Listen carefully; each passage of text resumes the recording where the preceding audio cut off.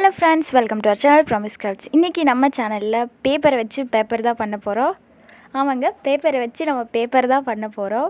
அதுக்கு வந்துட்டு இது மாதிரி ஒரு பழைய நோட் வந்து எடுத்துக்கோங்க. நம்ம எழுதியிருப்போம் இல்லையா, வேஸ்ட்டான நோட் எடுத்து இது மாதிரி அதையெல்லாம் ரொம்ப வந்து கிழிச்சிக்கோங்க. சின்ன சின்ன பீஸாக வந்துட்டு நம்ம கிழிக்கணும். உங்களுக்கு கையில் கிழிக்கிறதுக்கு சிரமமாக இருந்தது அப்படின்னா சிசர்ஸ் யூஸ் பண்ணி அந்த பேப்பர்ஸ் எல்லாம் கட் பண்ணி எடுத்துக்கோங்க. இது மாதிரி சின்ன சின்ன பீஸாக கட் பண்ணி எடுத்துக்கோங்க. நியூஸ் பேப்பர் கூட நீங்கள் யூஸ் பண்ணிக்கலாம். இதே மாதிரி எல்லா பேப்பரையும் நம்ம கட் பண்ணி எடுத்துக்கணும்.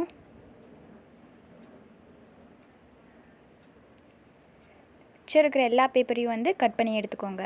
நான் இது மாதிரி நிறைய பேப்பர்ஸ் வந்துட்டு கட் பண்ணி எடுத்துக்கிறேன். கட் பண்ணி எடுத்ததுக்கப்புறம் இவ்வளோ பேப்பர்ஸ் வந்துட்டு நான் கட் பண்ணி எடுத்திருக்கேன். அதுக்கப்புறம் இதில் இருக்கிறது வந்துட்டு ஹாட் வாட்டர், நல்லா கொதிக்க வச்ச தண்ணி தான் அது. நீங்கள் கொதிக்க வச்ச தண்ணியில் ஊற வைக்க விருப்பம் இல்லை அப்படின்னா ஒரு பச்சை தண்ணியிலேயே போட்டுட்டு ஒரு நைட் ஃபுல்லாக வந்துட்டு நீங்கள் ஊற வைக்கணும். ஆனால் நான் இப்போவே செய்யணும் அப்படின்றதுக்காக கொதிக்கிற தண்ணியில் வந்துட்டு அந்த பேப்பரை போட்டு வச்சுக்கிறேன். அதாவது கொதிச்சிட்ருக்கிற தண்ணி கிடையாது, கொதித்து ஒரு 5 நிமிஷம் ஆயிடுச்சு. அந்த இதுக்குள்ளே வந்துட்டு இந்த பேப்பரை எல்லாத்தையும் நான் போட்டுட்டு அந்த தண்ணி ஆறுற வரைக்கும் வெயிட் பண்ணிவிட்டு அதுக்கப்புறம் அதை எடுத்து நான் பிளெண்டர் யூஸ் பண்ணி அரைச்சிக்கலாம். பிளெண்டர் யூஸ் பண்ணி அரைச்சேன், கஷ்டப்பட்டு ஆட்டுக்கல்ல தாங்க அரைச்சேன். நீங்கள் மிக்ஸி கூட யூஸ் பண்ணி அரைச்சிக்கலாம், ஆட்டுக்கல்லில் கூட நீங்கள் அரைச்சிக்கலாம். இந்த அளவுக்கு நீங்கள் அரைச்சதுக்கப்புறம் இது மாதிரி ஒரு பாத்திரத்தில் வந்துட்டு நான் நிறைய தண்ணி எடுத்துருக்கேன். நீங்கள் வந்துட்டு ஆகாத பாத்திரமாக எடுத்துக்கோங்க, இல்லை அப்படின்னா அம்மா கிட்ட திட்டு வாங்க வேண்டியதா.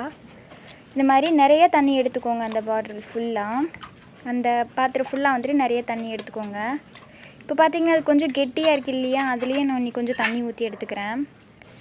அதுக்கப்புறம் இது மாதிரி ஜல்லடை இருக்கு இல்லையா, மாவு சலிக்கிற ஜல்லடை, அதை யூஸ் பண்ணி தான் நான் இது மாதிரி எடுத்துக்கிறேன். அந்த பாத்திரத்துக்குள்ளே இது மாதிரி வச்சு மேலே எடுத்திங்க அப்படின்னா அந்த ஜல்லடை மேலே இது மாதிரி ஒரு லேயர் படிஞ்சிருக்கும். அந்த இதை வந்துட்டு கொஞ்ச நேரம் அப்படியே வச்சுருங்க எடுத்ததுக்கப்புறம். அப்போ தண்ணியெல்லாம் ட்ரைன் அவுட் ஆயிரும். அதுக்கப்புறம் கீழே வரைச்சிருக்கிறது வந்துட்டு ஒரு கிளாத்து, காட்டன் கிளாத்து. அந்த கிளாத்தில் வந்துட்டு அதை அப்படியே கவுத்தி போட்டுட்டு மேலே இருக்கிற வாட்டரையெல்லாம் ஸ்பாஞ்ச் யூஸ் பண்ணி எடுத்துக்கிறேன். அந்த தண்ணியெல்லாம் வந்துட்டு ஸ்பாஞ்ச் யூஸ் பண்ணி நல்லா புழிஞ்சு எடுத்துக்கோங்க. இது மாதிரி எடுத்துக்கோங்க. நீங்கள் ஜல்லடை யூஸ் பண்ண விருப்பம் இல்லைன்னா நம்ம ட்ரெஸ்லாம் நெட் கிளாத் இருக்கும் இல்லையா, அந்த நெட் கிளாத்து கூட ஒரு ஃப்ரேமில் மாட்டி நீங்கள் அதை கூட யூஸ் பண்ணிக்கலாம். அதுக்கப்புறம் இது மாதிரி ஒரு கிளாத் எடுத்து இன்னும் கொஞ்சம் வந்து அதுக்கு மேலே வச்சு எடுத்துக்கிறேன். எடுத்ததுக்கப்புறம் இது மாதிரி அதை மெதுவாக எடுங்க.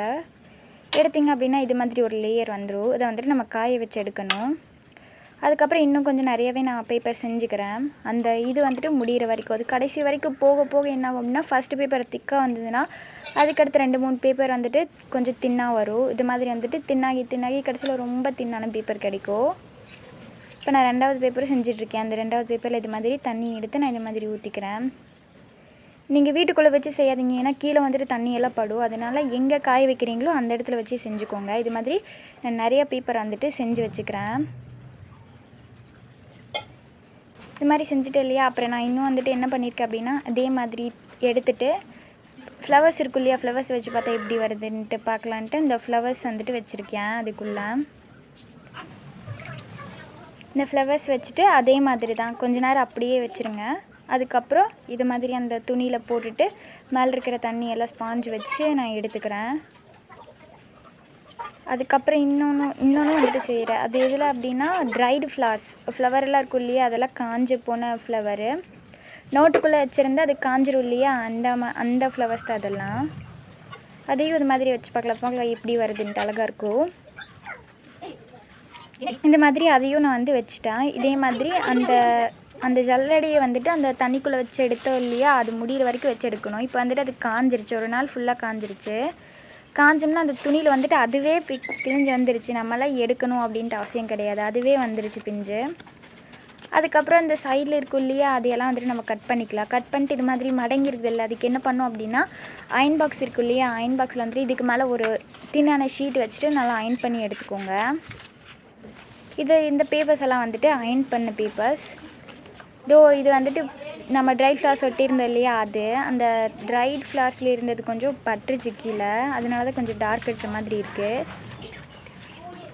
இப்போ பார்த்திங்கன்னா உங்களுக்கு இந்த டிஃப்ரென்ஸ் காட்டுறது. இதை வந்துட்டு அயன் பண்ண பேப்பர், இது வந்துட்டு அயன் பண்ணாத பேப்பர். எப்படி இருக்குன்னு பார்த்தீங்கன்னா, கொஞ்சம் வந்துட்டு நீங்கள் அயன் பண்ணிட்டு புக்குக்கு நடுவில் வந்துட்டு வச்சுருங்க. ஒரு 4-5 புக்கு மேலே வச்சுட்டு இதை வந்துட்டு கீழே வச்சுருங்க. இப்போ நான் வந்துட்டு ஒரு பேப்பர் எடுத்திருக்கேன். நம்ம சரி எழுதி பார்க்கலாம், கலர் அடித்து பார்க்கலாம் இது எப்படி வருது அப்படின்னு பார்க்குறதுக்கு. இப்போ வந்துட்டு நான் பைலட் பென் எடுத்திருக்கேன், பைலட் ஃபவுண்டைன் பென்னு. அந்த ஃபவுண்டைன் பென் வச்சு எழுதி பார்த்தேன், அதுவும் சூப்பராக வந்துருச்சு. அடுத்து 2வது என்ன எழுதுனா அது எழுதலைங்க, அது பேனால் தான் ஃபால்ட்டு, பேப்பர் மேலே இல்லை.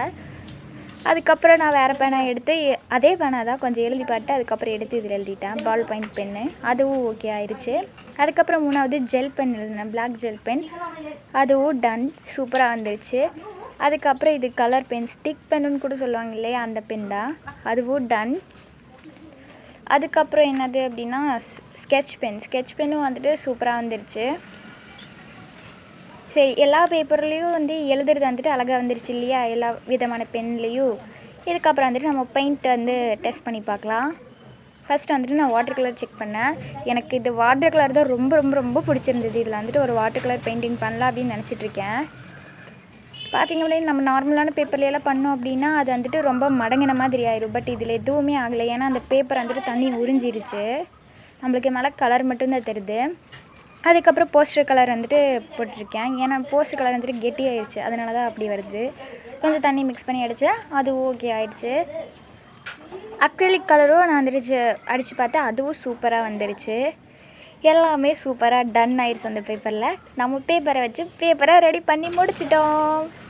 எனக்கு இந்த பேப்பரில் பிடிச்சிருந்தது என்னென்னா அந்த பேப்பரோட டெக்ஸ்சர் தாங்க. நீங்களும் வந்துட்டு கண்டிப்பாக ட்ரை பண்ணி பாருங்கள். ஸோ இன்ட்ரெஸ்டிங்காக இருக்கும், ஃபன்னியாக இருக்கும். And we love to create crafts. Thanks for watching.